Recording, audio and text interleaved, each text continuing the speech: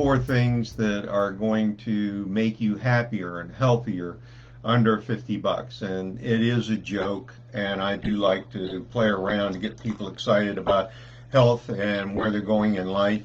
So one of the things that we're going to be talking about is not only those four things, but how to actually implement them, how to actually put them into place, and the biggest reason why. And to set this up, these four things that I'm going to be talking about are in the order of importance. And if you don't do them or shuffle the importance on it, guess what? It's not going to be effective. So you'll have to pay some close attention, and you'll probably want to take a few notes. So what is it in your life that the world tells you, doctors tell you, that is going to make you the healthiest and the happiest? Well, isn't it exercise and food? Isn't that the two things that they harp about all the time? Every time you go into the doctor's office, they're asking you, how much do you drink? How much do you eat? How many drugs you use? So obviously, that isn't the correct answer. They are a part of the answer, but they are not the whole answer. What we're trying to do is figure out what's going to make you healthier. And making you healthier is going to make the world a much better place. Part of the idea here is that if we're going to be happier, what is going to make us happier? A new pair of shoes? A new set of golf clubs? Eating more, drinking more, using more recreational drugs, skipping across relationships, getting out of a bad relationship and into a new relationship. What is really going to make you happy? Clothes. I mentioned shoes just a minute. A new car. That's it. A new car. Reality is that physical possessions don't really carry much happiness. And the reason why is, as soon as you get it, it's kind of like, well, I got that. What's the new adventure? Where's the new challenge? And the other part about that is that if you've ever had a house burned down, like I have, those physical possessions pretty much just go away. They're not of very much value, and you can replace most of them. The antiques were a bit trying, but the emotional things were the photographs and the recordings and the videos of those past memories. So when we're talking about what is going to be the easiest thing to do in order for you to be able to have a happier and healthier life, the number one thing, drum roll please, is sleep. It is proven you can brainwash people. In the war, they did sleep deprivation studies, and they showed that you would have psychotic episodes if you did not get sleep. If you never had that REM, that nice deep REM sleep, you're pretty much going to be toast after a while. So there's those individuals like, the guy Edison, that he would sleep for 4 hours and then get up. Well, that's long enough to get into that REM sleep and allow your body to really start to relax and rejuvenate. Now, the thing about sleep is it's hard. It's hard to get to sleep. I mean, you have your agenda, you have your routine, and I'm about to give you some concrete things that you can do in order to get good sleep without the use of drugs.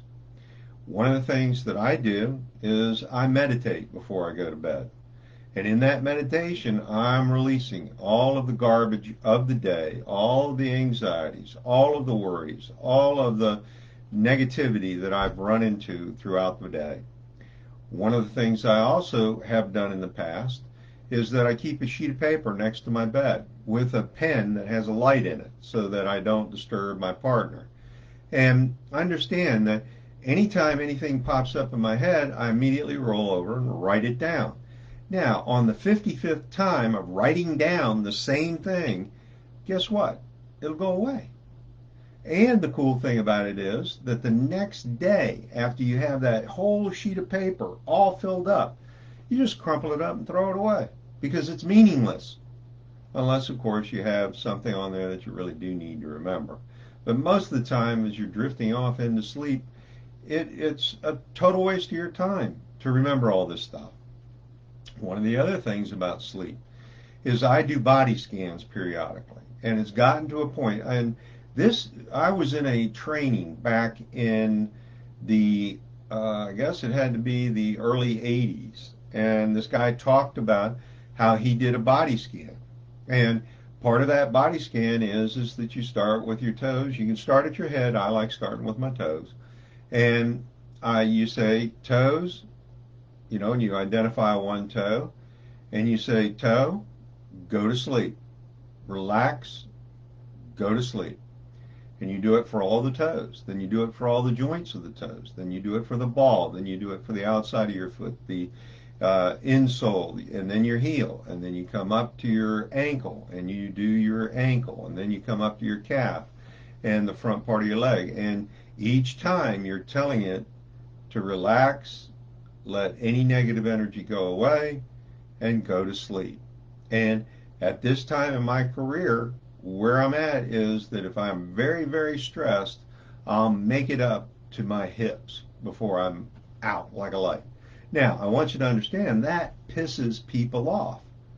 But if you're doing it and you're the one that's happy, you can overcome their barbs that you just fall asleep too easily. You shouldn't be able to do that.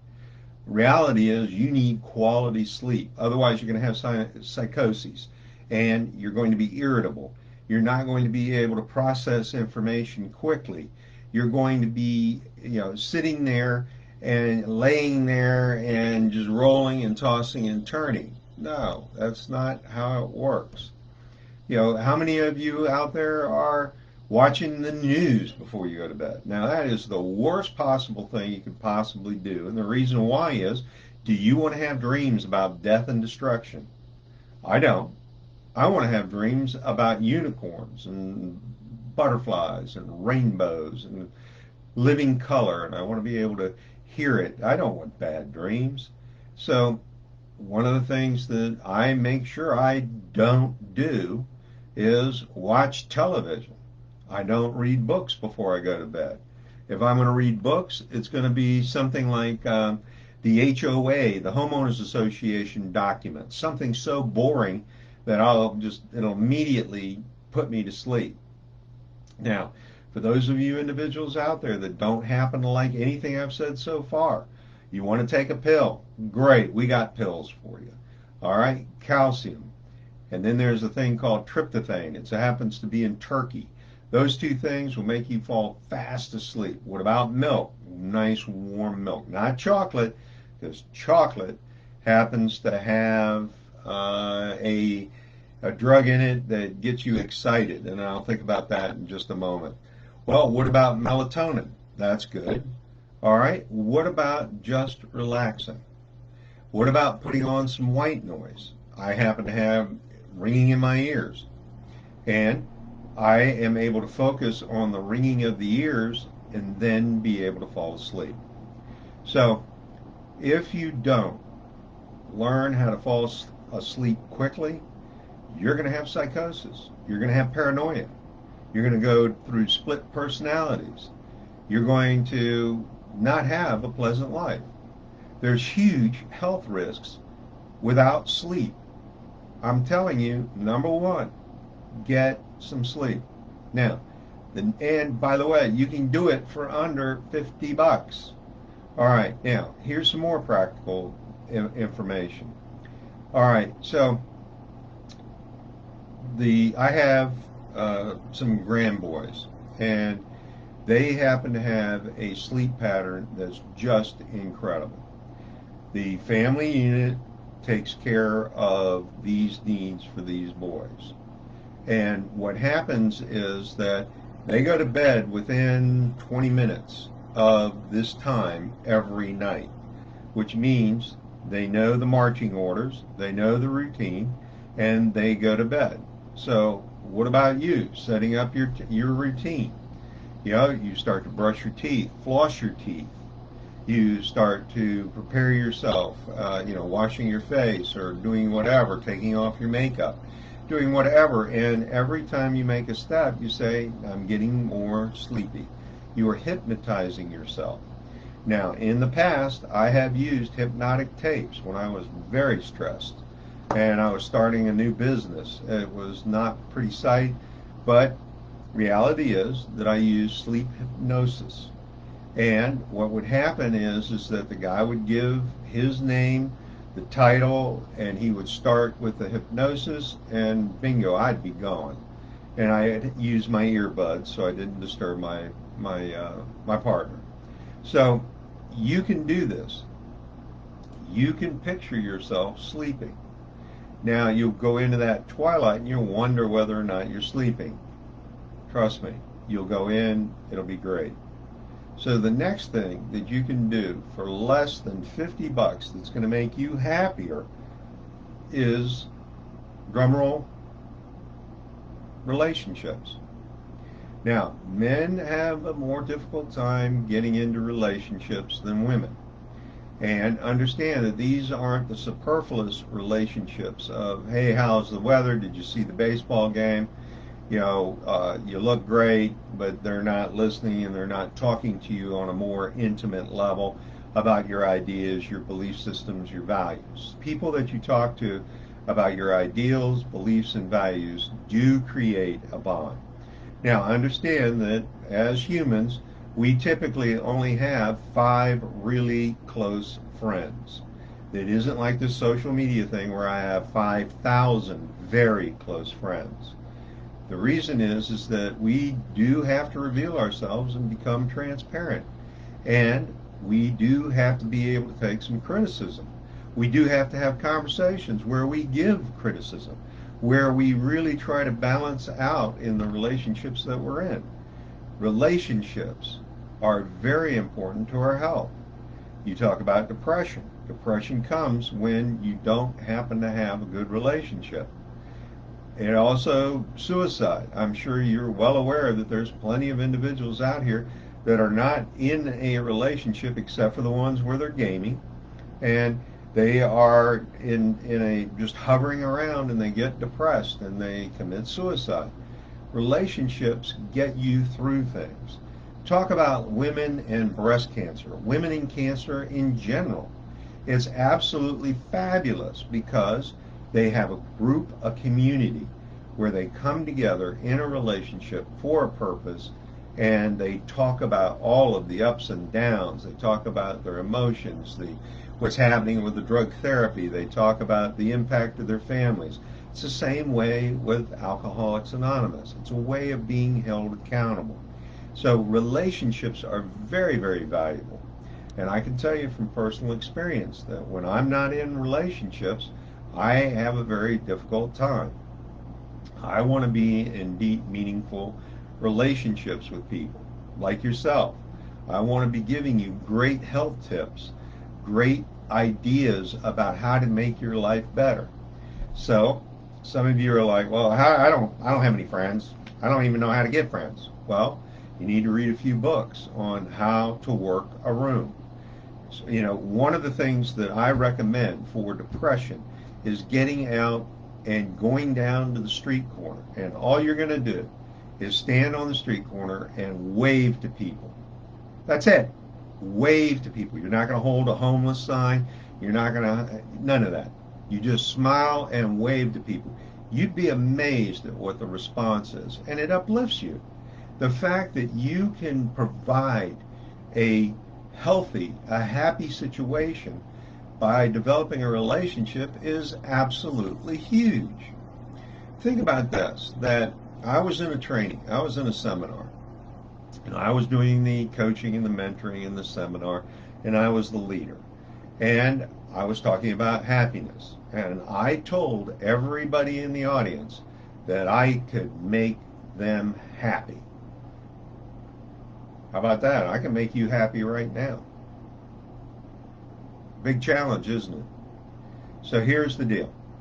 I want you to think about a time in your life and a place in your life and an event in your life that brought a smile to your face. Now I want you to think about an event in your life where you kind of chuckled, you kind of laughed. I want you to think about a time where you laughed so hard that tears just streamed down your face.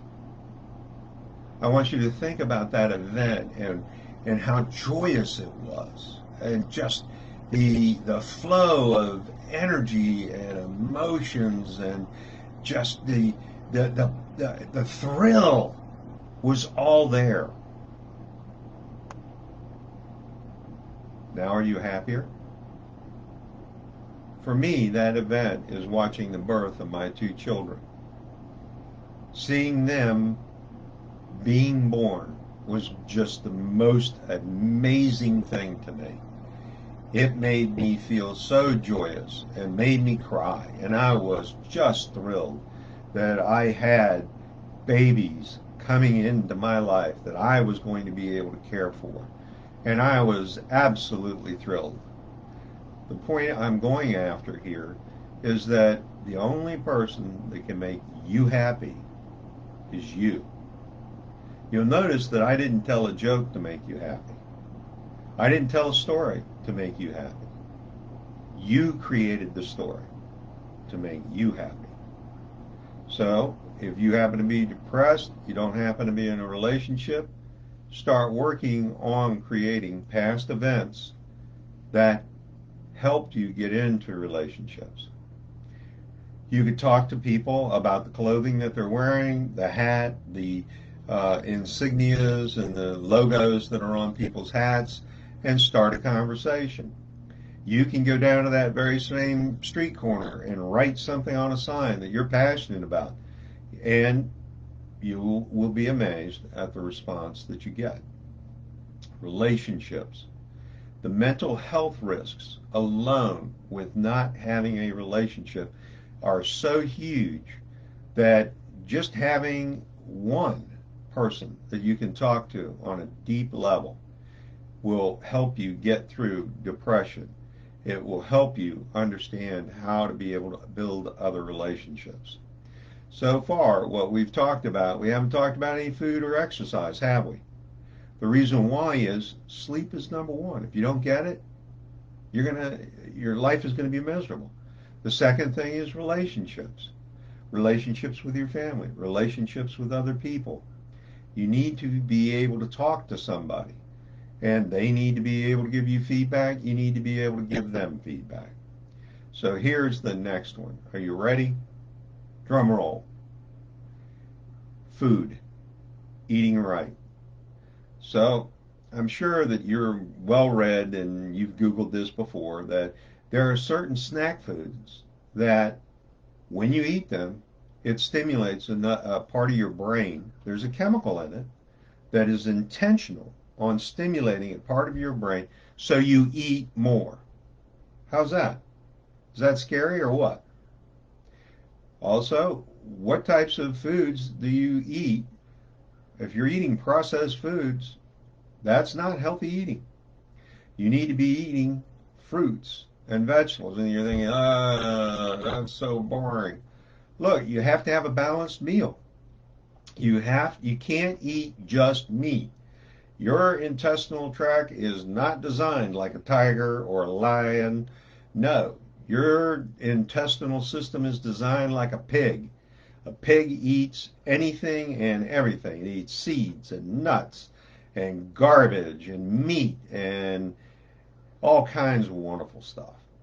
The idea here is that a balanced meal, not balanced on one end, but a spectrum of foods. Me personally, I happen to like to eat things that are in a alkaline pH. And the reason is that every once in a while I happen to like to eat sugar. And sugar causes your blood to go acidic. So I want to balance that. I don't want to be having cancer. Cancer grows in an acidic blood pH. It doesn't in an alkaline. So when we're eating food, let's just talk about overeating for a moment. I happen to have a hiatal hernia that prevents me from eating too much. I got it one time at Thanksgiving, and I haven't wanted to get it fixed because it keeps me at the same weight I've always been at. The other part about overeating is that when we overeat, are we eating for the flavor? Are we eating for nutrition?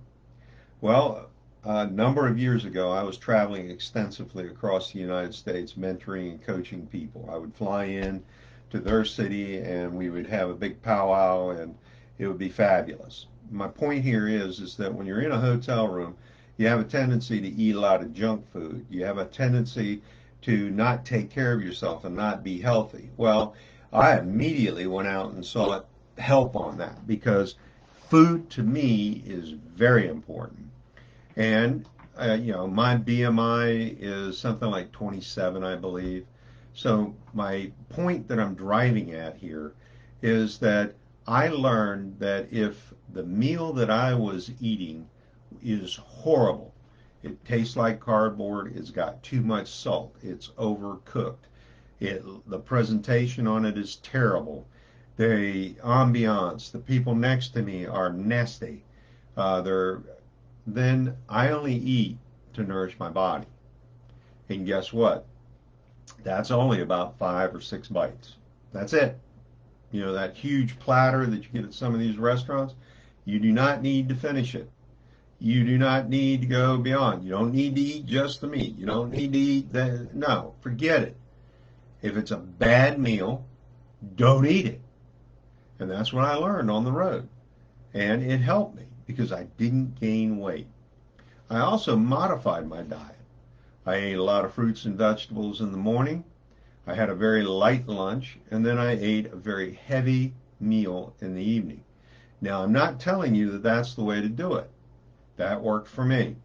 If you look at the European model of eating, it stems from a light morning breakfast, then a very heavy lunch, and then a very light meal just before the evening time or dark. And in that model, you eat all your calories and still have part of the day in order to be able to burn those calories off. And I like that idea. I just can't seem to wrap my head around it. And the other part about it, what I like about it is that if you go to lunch, you get lunch prices. And lunch prices with a huge meal means that you're saving money. So think about that. So let's just talk a little bit about the diseases that you get with food. Again, if you're pH and you're eating a lot of sugar, then the probability of having cancer goes up. If you are eating nothing but junk food, then you're not getting the proper nutrients. If you eat the same thing over and over, then what you're doing is impacting your body by not getting those nutrients out. Combination of different foods. An example is that some foods enhance medications. So you need to be aware.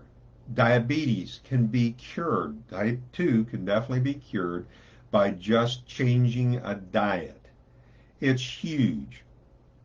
And you understand that if you're eating a lot of fried foods. Now, don't get me wrong. I love French fries and I love calamari. And I will eat, but fried chicken, here's one. I hadn't had fried chicken in about 5 years, and I went to a restaurant that the people that I was with said they are known for their fried chicken. And so I said, well, I haven't had it in a long time. It's not going to hurt me, not going to kill me. Let me try it. I took one bite, and all this grease started to run down my lip, and it was like, I'm done. This is not how I eat. This is not the flavor I want. I didn't want to have my mouth just coated so that I couldn't taste anything. Give me some hot sauce, man, I don't mind my mouth being so coated. But here, understand, food. One of the things that I did in order to control my weight is I eat yogurt every morning, 5 days a week. What happens is that I was eating yogurt that had a large amount of calories and sugar in it. And I went to a yogurt that was 20% less. I've been eating this yogurt because it still had flavor, it was nice, it was creamy, it had everything that I was looking for. But understand that if I went a 20% decrease in calories and sugar, what's naturally going to happen to my body? I'm not starving. I'm not really changing anything. Reality, though, is that I'm able to lose weight just by reducing the caloric intake and sugar intake. It's fascinating how you can do this. And here's the thing, your health depends on it. Because if you have a lot of cholesterol and running through your veins, it's going to clog up and you're going to have heart issues. So let's start working on nutrition and understanding what nutrition and a good diet actually is.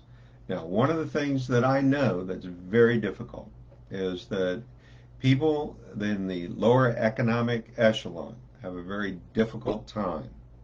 And the reason is that a bag of chips, fast food, costs less than an apple. And that really upsets me because you can't really get filled from a bag of chips, but you can eat healthy with an apple. But the apple costs more than the bag of chips. So, and there's more chemicals in that bag of chips than you can shake a stick at. And one of the other things is that I haven't mentioned, and it's not part of this presentation, and that's smoking. Now, smoking, well, all I'm going to say is that when I was younger, so much younger than today, I started smoking cigars.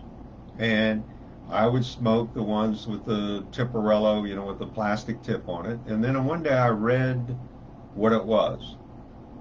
And on the box it said that it had 10% fillers. So that meant that every 10 different cigars that I smoked over a period of time, one of them was nothing but chemicals and additives. And at that point, I said, nope, not for me. So, am I a label reader? Yes, I'm a label reader. And if it has salt as the number one ingredient, I'm running away. I don't cook with salt. I add salt to my taste. One of my biggest complaints about going to different restaurants and going out to eat is it's too salty. Salty makes you drink more. Salty makes you hold more water. Salty causes heart disease or adds to it. Let's get healthier. All right, so let's talk about the fourth thing that we need to learn about today, and that is exercise. Exercise is number 4. Your doctor tells you you need to exercise more. Your doctor doesn't tell you you need to sleep more. Why? Because your doctor hasn't seen this video. Sleep is more important to your health than exercise. Is that a mind blower or what? And when we talk about exercise, we want to get our heart rate up. Now, some of you have heard and Googled that if you've got only so many heartbeats, and then you just go dead. Reality is, they've done studies, but that range of what is called normal is huge, and it can add years. What I'm talking about is increasing your heart rate for a period of time and then coming down. You put a little bit of stress on it and then let it go. And the fact that you're allowing more blood to pump and flow through you and get out the toxins out of the cells and get all the sugars out of your body. Get the liver and the kidneys to flow and really work for you. This is just unbelievably important. Exercise. I exercise. My reason for exercising is very simple. It's my health care. I don't have to go to doctors. I don't have to take pills. I don't have high cholesterol. I get rid of my stress through exercise. Exercise allows you to eat more, to drink more, and have endorphins that make you happy. Now, here's one of the things that I found out recently, and that is that if you're lifting weights, and my personal thing is that I have to lift certain parts of my body, I need to be able to lift my body weight. Now, why is that? Because refrigerators weigh about a lot more than I do, and I got to be able to move them periodically, to get behind them to clean and stuff. So my point is that I want to be able to lift or press my body weight. But that's my own preference. You don't have to do it. You've got back problems, whatever. But here's the thing about exercise and weightlifting. It isn't going to give you the endorphins, but it's going to decrease your pain level. You know, if I'm not exercising, those muscles happen to stretch and the tendons stretch and then the nerves start to get pinched. I remember when I was a teenager and put my arm around some cutie pie and I could leave it there while I watched the movie 90 minutes and my arm wouldn't fall asleep. If I don't exercise, it doesn't take 10 minutes before that arm, even, it doesn't matter how cute she is, my arm is hurting. It's falling asleep. Exercise allows those muscles to protect those nerves so that there's no injury. Another thing that exercise does for me in weightlifting is that it allows me to run into a wall and bounce off and not fall down. I happen to love to travel, and there are certain customs in certain countries where you're really tight to somebody else. And if they bump into you, you don't want to be falling down. I want to be able to recover from a slip. I want to be able to recover from a stumble. The reason is that way I won't crash and cut my head. It looks bad. You know, I happened to be walking on the beach the other day, and I noticed this individual had this side of their face all black and blue, bandaged up. And I thought to myself, well, they tripped. They tripped. And that's what happens. I don't want to be looking like that. My life is too short. My point here is that exercise allows me to be able to run away when I need to. It allows my awareness to be so much better. It causes me to be tired and want to go to bed. It allows me to sleep throughout the night. It allows me to have tactile sensations in my hands, in my feet, in my legs. Exercise is a wonderful thing. But understand, it's not the end all. In holistic medicine, what we're talking about here is that you've got to look at the total organism, the whole person. And if you're just saying, you got to eat more, eat less, you got to exercise more, forget it. That's not it. Exercise is number 4. You can live without exercise, but you can't live without sleep. You can't live without relationships. Holistically, if you're in a bad relationship, you're going to put stress and you're going to put toxins in different parts of your body. If you're not sleeping well, your brain is just going to get foggy. So here it is, ladies and gentlemen. You need to have great sleep. You need to have wonderful relationships that are loving and kind, not toxic. You need to eat right, healthy foods, things that make you happy. No, you can't eat a whole cake, even though it's a great idea. And you need to exercise. But that's the order that you need to be in order to have that happy, healthy life. I look forward to having you come back to Mach 1 coaching. I look forward to you being here so that we can talk more about a holistic type of medicine. I believe that this has been helpful for you to understand that a lot of the propaganda that's out here isn't true. If you follow those 4, you're going to be so much happier and so much healthier.